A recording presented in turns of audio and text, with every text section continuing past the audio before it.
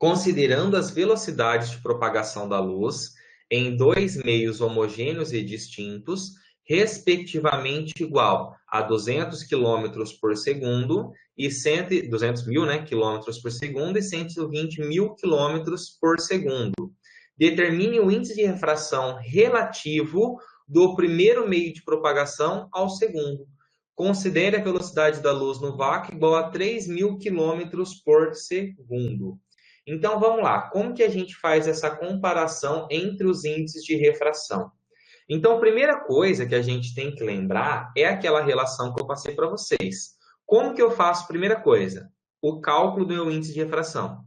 O cálculo do meu índice de refração é feito de que jeito, pessoal? Eu tenho que fazer a divisão da minha velocidade pela velocidade da luz ou da velocidade da luz pelo valor da minha velocidade. Índice de refração absoluto, ele é dado pela divisão do valor da minha velocidade da luz no vácuo pela minha velocidade. Porém, isso aqui, quando eu estou falando de um meio para o outro, ainda não é a parte de relativo. A parte de relativo eu tenho aqui. Olha só o que eu tenho aqui de velocidade relativa. Olha o jeito que vai me ajudar bastante essas duas equações aqui. Eu tenho que o NAB é igual a... O que significa isso, né? O índice de refração relativo do meio A com o meio B é dado pela divisão NA por NB.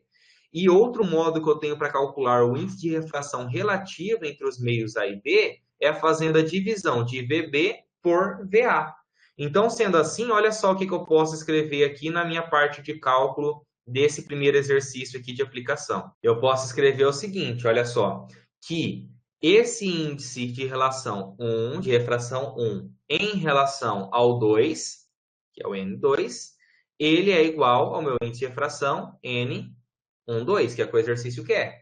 E eu também acabei de ver que quando eu faço a divisão de V2 por V1, eu também encontro o índice de refração relativo entre 1 e 2. E como isso é igual a isso, o que eu posso escrever? Eu posso escrever que N1 dividido por N2 é igual também à divisão dessas velocidades, V2 por V1, certo?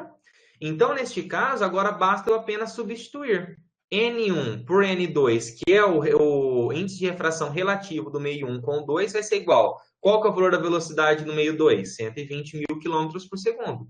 Então, 120 mil dividido por a velocidade que eu tenho no meu meio 1, que era de 200 mil quilômetros por segundo. Então, 200 mil. Aí aqui, bom, malandro que eu sou, já posso simplificar, né? Eu tenho aqui, ó, 1, 2, 3, 4.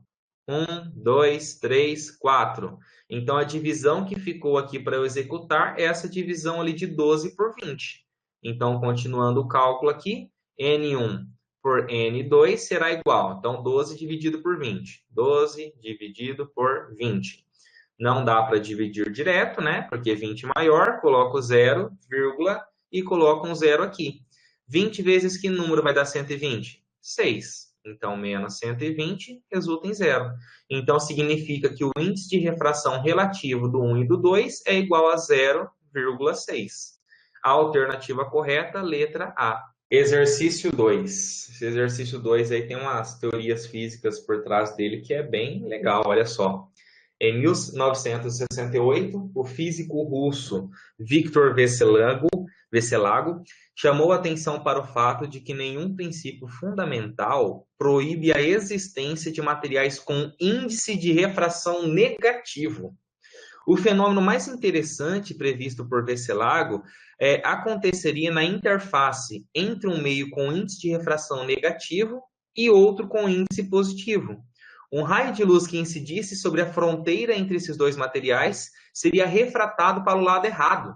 Ou seja, lembra que a gente falou, quando eu passo de um meio menos refringente para um mais refringente, ele se aproxima da normal. Nesse caso, ele se afastaria.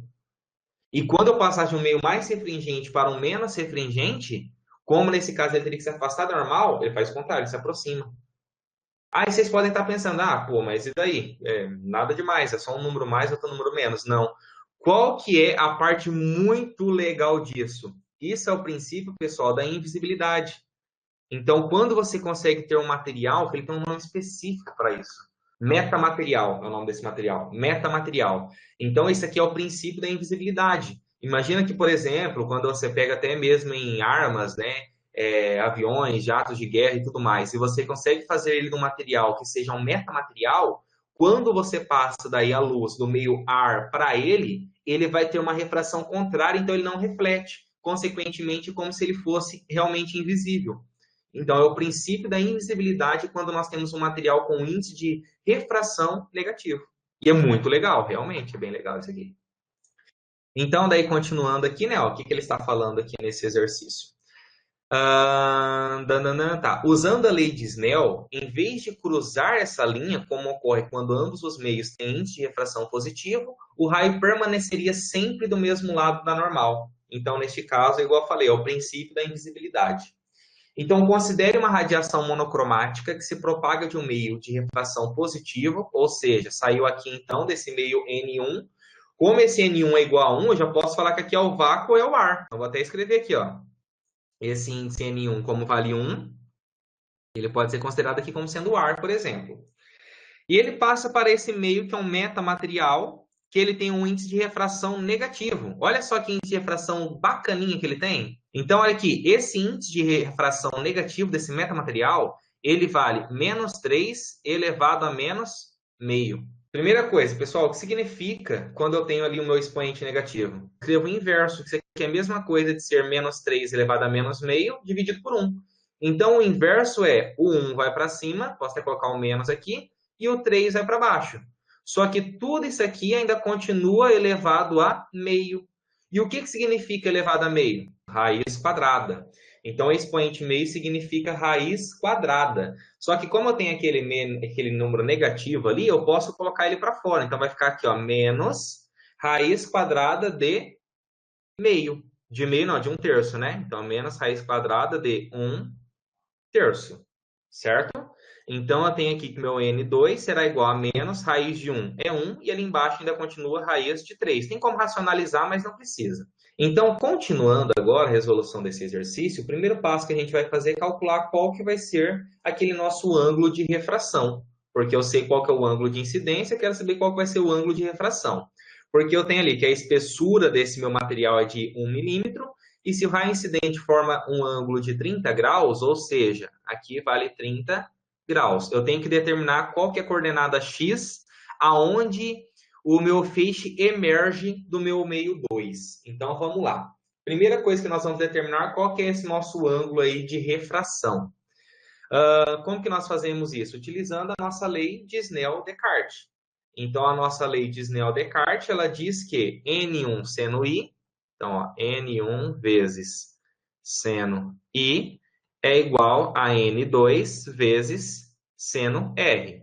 N1, índice de refração do meio 1. O índice de refração do meio 1, como é o ar, vale 1. Seno do ângulo de incidência. O ângulo de incidência, o exercício me informou ali que é de 30 graus. Então, seno de 30 graus.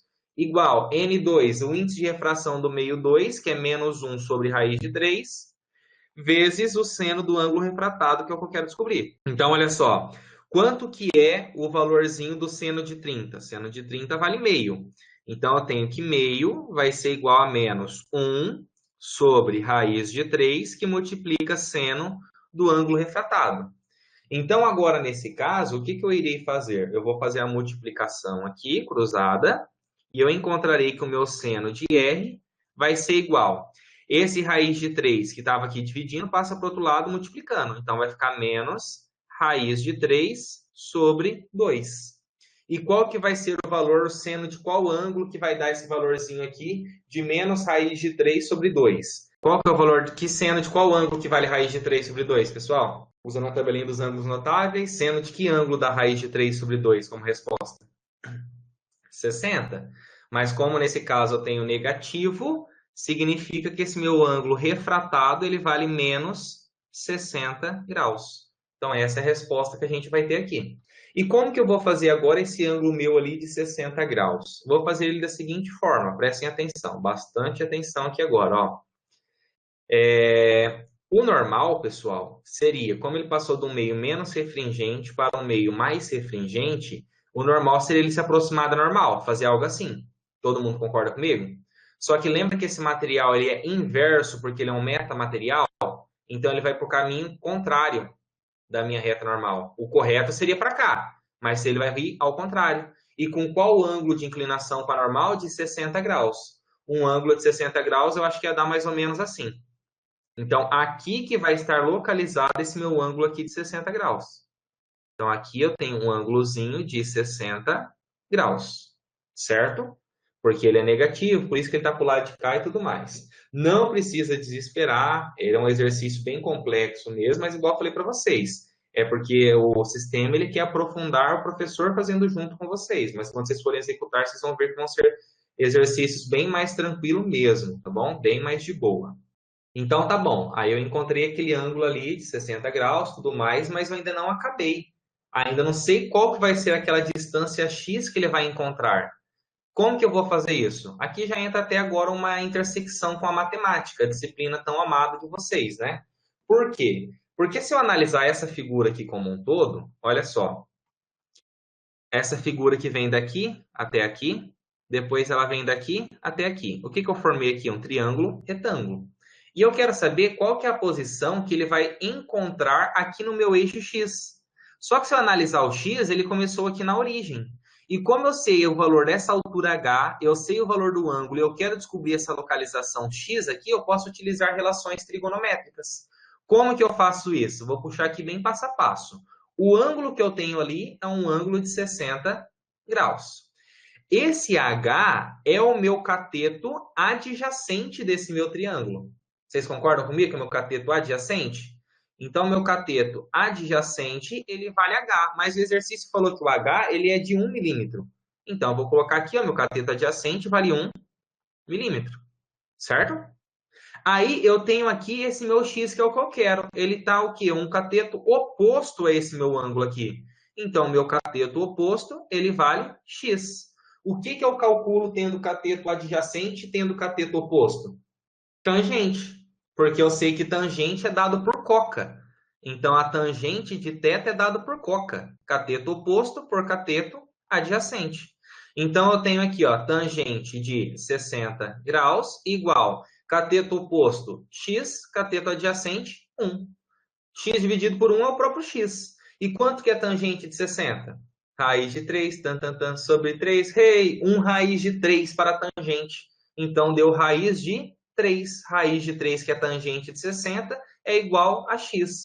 Esse é um valorzinho, pessoal, que eu até aconselho vocês decorar, né, qual que é o valor de raiz de 2 e raiz de 3. Raiz de 2 é 1,42 e raiz de 3, 1,7. Alternativa correta, letra E. Que exercício chato. Esse aqui é chato, né? Vocês gostaram? Em um experimento realizado em um laboratório, Maria Meitner colocou uma caneta laser adequadamente protegida no fundo de um aquário e depois encheu com um líquido desconhecido.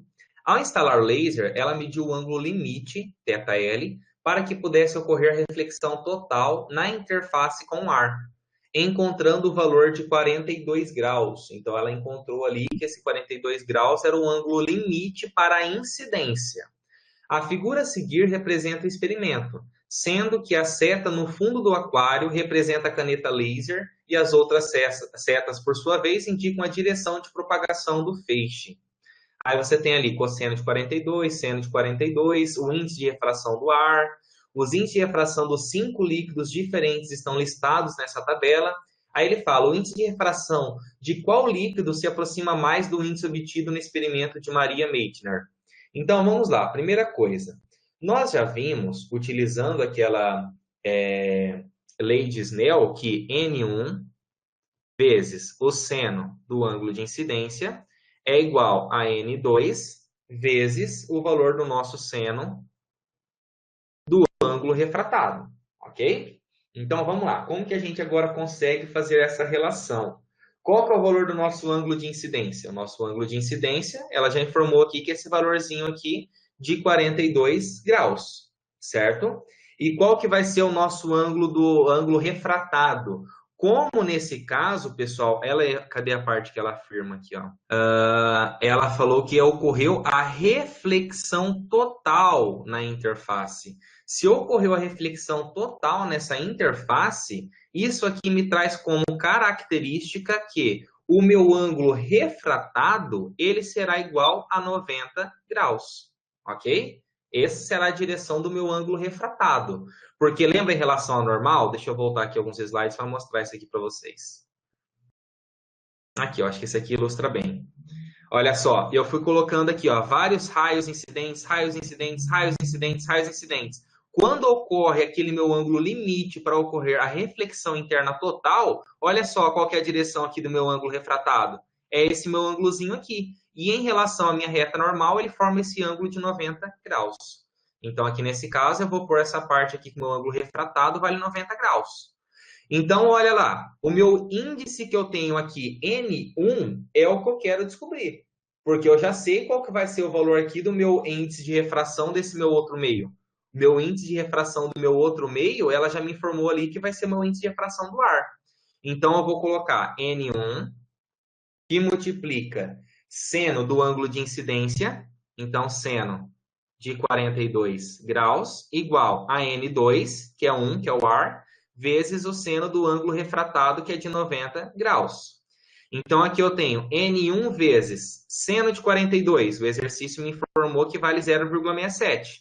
Então, 0,67 igual a 1 vezes seno de 90, 1. Então, N1 será igual a 1 vezes 1, que vai dar 1, dividido por 0,67. Então, esse meu N1, que é o N do líquido, né, será igual a quanto? Eu tenho que fazer essa divisão. 1 dividido por 0,67. Como que a gente vai fazer isso? Vamos fazer aqui em cima. Ó. 1 dividido por 0,67. Eu posso igualar a quantidade de casas decimais aqui, cortar a vírgula, mesma coisa que 100 dividido por 67. Então, 100 dividido por 67. 67 vezes 1, 67. Menos 67 aqui vai sobrar igual a 33. Não dá para dividir, coloco vírgula, acrescento um zero aqui. Aqui agora ia dar para fazer vezes 4, tananã, mas ia ficar bem próximo. Depois de vocês finalizarem isso aqui, vocês iriam encontrar que a resposta é aproximadamente 1,5. Consequentemente, a nossa alternativa correta seria aqui a nossa letra C. Vai se aproximar mais desse meu líquido 3. Beleza?